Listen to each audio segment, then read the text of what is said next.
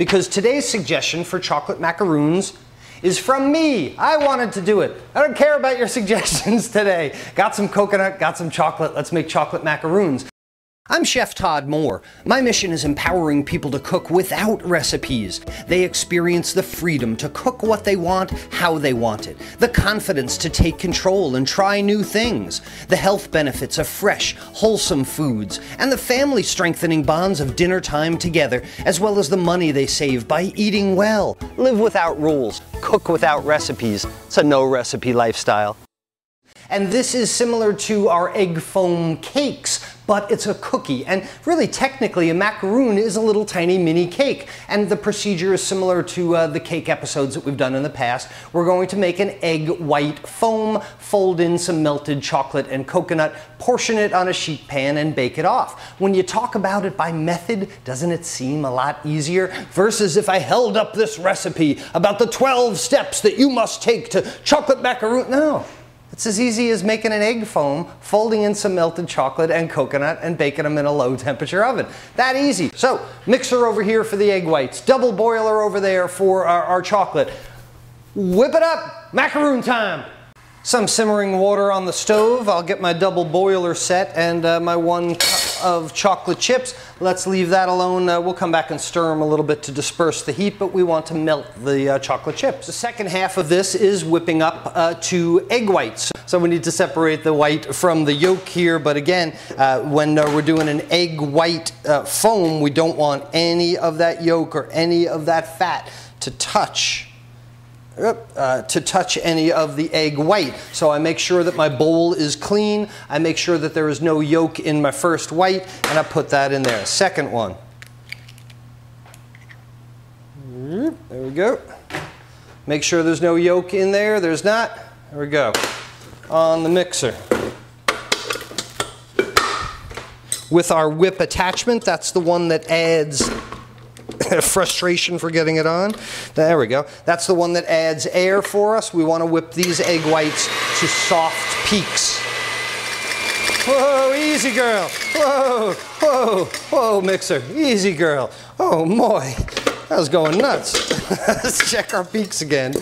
And, there we go. Now we got a peak that stands up and folds over. It's a soft peak. I'm going to add half a cup of sugar and then just mix this a little bit to combine. I don't add the sugar earlier on because the sugar can weigh down those egg whites. We're really not trying to dissolve it or cream or anything like that, but I don't want the sugar to weigh the egg whites down, so I put them in at least halfway, if not at the very end. And with my egg whites, now it's soft peaks. Again, one thing you never want to do is bang the whisk against the side of the bowl. You'll be knocking air out of it. Let's take the whisk out and scrape down the bowl. Make sure I have a nice consistent mixture. And this is the egg white foam that we have here. Nice, it's almost marshmallowy because of the amount of sugar in it. So now what we have to do is add our cup of coconut. In there, we're going to use a half teaspoon or so of vanilla. That's usually this finger. There you go. And we're going to take our melted chocolate, fold it all in here, and now use the paddle attachment for the mixer because I'm not trying to add more air. I'm just trying to mix things together. So basically, it's egg whites separated and whipped, and then... Oh, hey, I think I just made a new culinary joke. Hey, why are eggs always separated? Because the whites are whipped. Ah! It's like a egg marriage joke. All right, let's get back to cooking. So simply fold these things together, then we need to portion them on a sheet pan. Stick to cooking, Todd.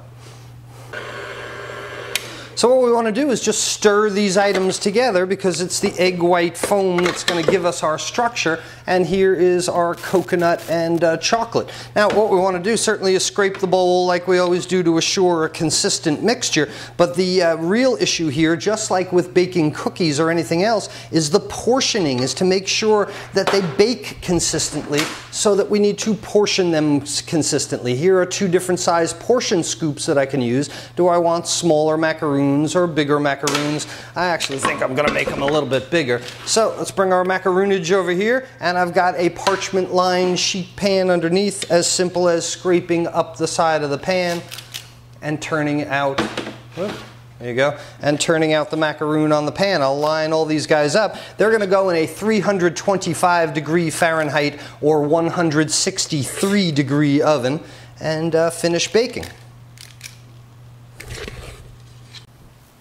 And then about 10 minutes I turned the pan, and maybe 5 minutes or so later, here's our chocolate coconut macaroons. And I treat these a little bit more like cake than I do about cookies. One of the ways that you can tell whether they're done or not is the tops start to split. See how they get dry on top and they start to split a little bit? Characteristic of an egg foam. Otherwise, take a toothpick. Stick it in there. Make sure that it's dry in the middle. Don't forget this is melted chocolate, so some chocolate's going to stick to your toothpick. And I'd like them a little bit moist also. There's no danger in it. There's no problem. It's chocolate macaroons. And I'm still chuckling about my new egg joke. Why do eggs get separated? That's really good. Hey, I'll tell you the worst egg joke ever. And only real foodies are going to get this.